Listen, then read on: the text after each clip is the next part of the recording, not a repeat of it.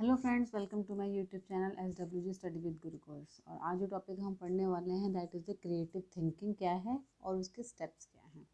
तो what is creative thinking? जब हम क्रिएटिव थिंकिंग की बात करते हैं तो इसको बहुत सिनोनिमसली यूज़ करते हैं विद ट्रायल एंड एरर। इसको ट्रायल एंड एरर लर्निंग या ट्रायल एंड एरर थिंकिंग भी कहा जाता है। And it is a gradual process. Gradual process क्यों? क्योंकि ये बहुत स्लो चलता है, एकदम से भी हमें किसी भी प्रॉब्लम का सोल्यूशन नहीं मिलता बिकॉज ऑफ क्रिएटिव थिंकिंग। बहुत सारे अटैम्प्ट्स करने पड़ते हैं and we have to try different different things तब तक जब तक हमें किसी उस जो प्रॉब्लम का सोल्यूशन हम ढूंढ रहे हैं बाय ये क्रिएटिव थिंकिंग को यूज़ करके जब तक हमें मिल नहीं जाता। उसमें हम क्या करते हैं, there is rejection, there is selection. मतलब कुछ चीज़ों को हम सिलेक्ट करते हैं, कुछ चीज़ों को रिजेक्ट करते हैं डिपेंडिंग अपॉन कि हमें उस प्रॉब्लम का सोल्यूशन कैसे और क्या चाहिए। So creative thinking involves a insight which enlightens the trial error process. मतलब जो हमारा ट्रायल एंड एरर प्रोसेस चलता रहता है उसमें एक इंसाइट आ जाती है, मतलब एक आइडिया आ जाता है, अच्छा this thing can work toward the solution of the problem. तो बेसिकली क्रिएटिव थिंकिंग को इसलिए बोला जाता है कि एक इंसाइट आ जाती है, एक मतलब एक अंदर से एक नॉलेज आती है, कंसेप्ट आता है, एक आइडिया आता है कि शायद ये जो आइडिया है वो सटीक बैठे हमारी सोल्यूशन निकालने के लिए। इसको कंट्रोल थिंकिंग भी कहते हैं। क्यों? जो कि बेसिकली आर्टिस्ट, राइटर, साइंटिस्ट में मतलब बेसिकली यूज़ करते हैं। क्यों? क्योंकि वो हमेशा न्यू कुछ करना चाहते हैं, कुछ नया इन्वेंट करना चाहते हैं by using the creative thinking. And this also involves the characteristics of both reasoning and imagination.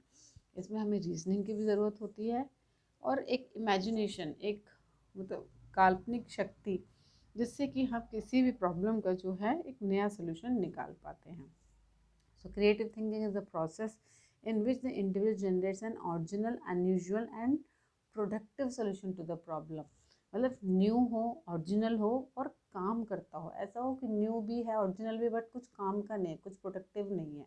तो प्रोडक्टिव भी होना ज़रूरी होता है।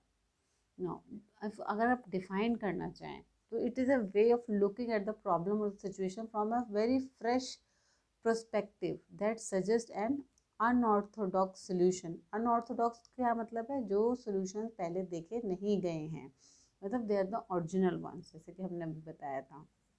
सो creative thinking can be stimulated by both structured और अनस्ट्रक्चर्ड प्रोसेस। अनस्ट्रक्चर्ड प्रोसेस क्या था? जैसे कि ब्रेन स्टॉर्मिंग हम करते हैं कुछ सम सॉल्व करने के लिए या कुछ जो पजल्स होते हैं उनको सॉल्व करने के लिए। एंड स्ट्रक्चर्ड प्रोसेस होता है जिसको कि लेटरल थिंकिंग करते हैं, जो कि इंजीनियर्स करते हैं। धीरे धीरे वो पढ़ते जाते हैं एडवांस, और करते करते वो एक ऐसा स्ट्रक्चर उनके माइंड में बन जाता है कि उस फील्ड में जो है वो कुछ क्रिएटिव कर पाते हैं। The creative thinking is a process of nurturing your imagination, allowing you to think out of the box। तो क्रिएटिव थिंकिंग को बहुत बार सिनोनिमसली यूज़ करते हैं a thinking which is out of the box. मतलब बिल्कुल हट के एक जो थिंकिंग होती है जिसमें कि काल्पनिक जो शक्ति होती है या कल्पना से भरपूर होती है। तो creative process involves critical thinking and the problem solving skills. इसमें दोनों तरह की स्किल्स का जो है काम हो जाता है, दैट इज़ द यूज़ में आता है। एक है जो critical thinking and the problem solving skills. So it can be defined as a personal imaginative thinking which produces a new novel and useful solution and unlike the ordinary solution। मतलब जो already हैं उनसे भिन्न हो, that is a because of the creative thinking हम कर पाते हैं।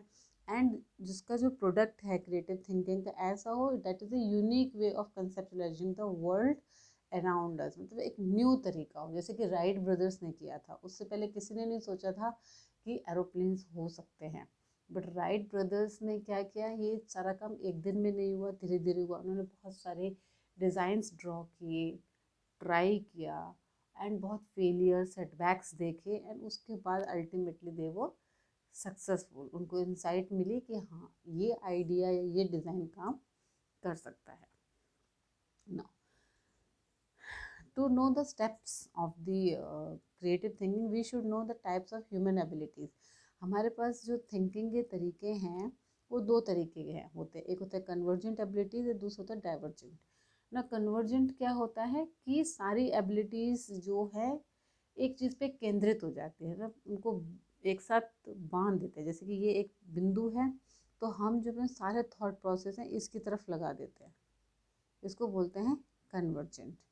जबकि डाइवर्जेंट प्रोडक्शन क्या होता है, which is not guided by any rules और convention but they are capable of generating the new solution to the problem. Divergent में इसका बिल्कुल उल्टा, इसमें क्या होता है, डिफरेंट डिफरेंट तरीके से सोचा जा रहा होता है और इसीलिए डिफरेंट डिफरेंट तरीके से सोचा जा रहा होता है, इसलिए इसमें क्रिएटिव थिंकिंग की जो क्षमता है वो ज़्यादा आ जाती है, क्योंकि उसकी वजह से ही हम डिफरेंट तरीके से सोच पाते हैं, new ways, new ideas, new concept हम सोच पाते हैं। और इसकी मेन 4 स्टेजेस हैं, that is a preparation, incubation, illumination और वेरिफिकेशन। तो फर्स्ट स्टेप है प्रिपरेशन, कि इसकी तैयारी कैसे होती है। तो फर्स्ट स्टेप जो होती है जनरल एजुकेशन और स्पेशल एजुकेशन पे बेस्ड होती है, जो कि प्रीरिक्विजिट है। जैसे कि कोई मेडिकल स्टूडेंट है, वो उस फील्ड में कुछ नया करना चाहता है तो उसके पास मेडिकल नॉलेज होना ज़रूरी है। That means you should be a doctor और अ नर्स और अ पैरामेडिकल प्रोफेशन, कि आपके पास एटलीस्ट बेसिक नॉलेज हो ताकि आप जो है अपनी उस क्रिएटिविटी को लेके काम कर पाएँ। सो द एक्विजिशन वो कैसे हो पाती है, because you should have relevant knowledge, facts. जिस प्रॉब्लम को आप सॉल्व करना चाहते हो, जिसके लिए आपको न्यू सोल्यूशन चाहिए, तो उससे रिलेटेड आपको जो है फैक्ट्स आने चाहिए, नॉलेज आना चाहिए। And preparation includes the process of relating facts into various wages, को कि ट्रायल एंड एरर प्रोसेस भी कहते हैं। इसमें क्या है, डिफरेंट डिफरेंट ट्रायल्स करते हैं एंड उसमें गलत भी होते हैं, सही भी होते हैं। जैसे कि मैंने बताया, बहुत सारे सिलेक्ट करने पड़ते हैं, बहुत सारे रिजेक्ट करने पड़ते हैं कि भाई ये काम नहीं करेगा, ये काम कर सकता है। सो ये सब कब होता है, प्रिपरेशन का पार्ट होता है। Next is incubation. इंक्यूबेशन क्या है, सेकंड स्टेप है, जिसमें कि जो थिंकर है वो he does not think about the problem, वो प्रॉब्लम के बारे में नहीं सोचता, वो अपनी अटेंशन कहाँ लगाता है, समवेयर एल्स। डाइवर्जेंट थिंकिंग करता है, मतलब प्रॉब्लम से दूर, सिर्फ प्रॉब्लम पे फोकस नहीं करता, प्रॉब्लम से दूर की तरफ देखता है ही। अपनी जो थिंकिंग है वो प्रॉब्लम से मूव अवे कोशिश करके, अटेंशन लगा के, फिर जो है अपने अनकॉन्शियस माइंड से उस प्रॉब्लम को सॉर्ट आउट करने की कोशिश करता है। And in this state the associative activities continue to the same degree. तो इसमें जो अपना हमारा अनकॉन्शियस माइंड है और जो एसोसिएटिव एक्टिविटीज़ है उसका यहाँ पे रोल होता है। तो ये सब कहाँ होता है, इंक्यूबेशन में, जो कि सेकंड स्टेप है क्रिएटिविटी थिंकिंग का। नेक्स्ट है इंस्पिरेशन और the illumination. Inspiration and illumination is the third step. Third step क्या है, क्योंकि नेक्स्ट सडनली एक क्रिएटिव आइडिया आता है after a period of incubation. जब आप बहुत दिनों से किसी चीज़ के पीछे लगे होते हो, पढ़ रहे होते हो, समझ रहे होते हो, डिज़ाइन बना रहे होते हो, तो डाउन द लाइन क्या है, आपको एक दिन बैठे बैठे अचानक से आइडिया आता है। अब ये आइडिया आपको कहीं भी आ सकता है, आप रोड पे चल रहे हो तब आ सकता है, आप कॉलेज में पढ़ा रहे हो तब आ सकता है। सो इसी को कहते हैं इंस्पिरेशन और illumination.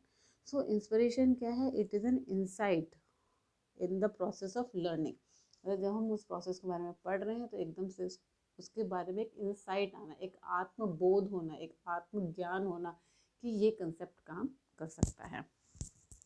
And the trial and error activity is a part of preparation. Trial और एरर एक्टिविटी जैसे कि मैंने बताया प्रिपरेशन का पार्ट है rather than incubation, but inspiration comes suddenly after the incubation, probably from the depth of the unconscious knowledge। और जो inspiration illumination है वो जस्ट आफ्टर इंक्यूबेशन आती है, क्योंकि तब तक हमें बहुत नॉलेज हो जाती है उस प्रॉब्लम को लेकर, जो प्रॉब्लम हम सॉर्ट आउट करना चाहते हैं।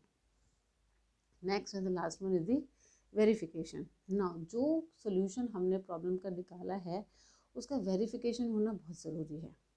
एंड क्यों, क्योंकि हमने जो प्रॉब्लम का सोल्यूशन निकाला है वो गलत भी हो सकता है। We should know, it should be productive, काम करेगा। ऐसा नहीं है कि बस निकाल दिया और काम नहीं कर रहा है। इट शुड बी प्रोडक्टिव, तो उसको चेक करना ज़रूरी है, वेरीफाई करना ज़रूरी है, वैलिडेट करना ज़रूरी है एंड उसको रिवाइज करना ज़रूरी है with in the light of the fresh control observation of the fact.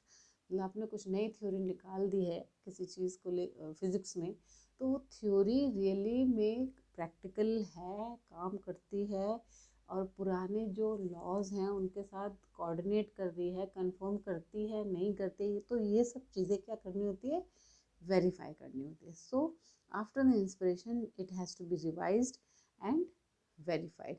And कभी कभी ऐसा होता है कि जो inspiration is the last step of the creativity. कभी कभी इंस्पिरेशन पे भी हमारी क्रिएटिविटी काम कर जाती है एंड वहाँ पे स्टॉप हो जाता है. बट कभी कभी हमें वेरिफिकेशन तक आना पड़ता है, जैसे कि फिज़िक्स, मैथ्स, जिससे को कि हमें अपने हिस्ट्री में जाके देखना पड़ता है कि क्या ये उन लॉज से कंफर्म कर रही है, नहीं कर रही है, कुछ चेंजेस की ज़रूरी है कि नहीं है, या बिल्कुल कॉन्ट्रडिक्ट करती है. तो friend, this was about the creative thinking. I hope मैं आपको क्रिएटिव थिंकिंग समझाने में सक्षम रही होंगी. अगर आपको मेरी वीडियोज़ अच्छी लगती हैं तो प्लीज़ शेयर एंड सब्सक्राइब करिए. लाइक एंड कमेंट करना ना भूलिएगा. Thank you.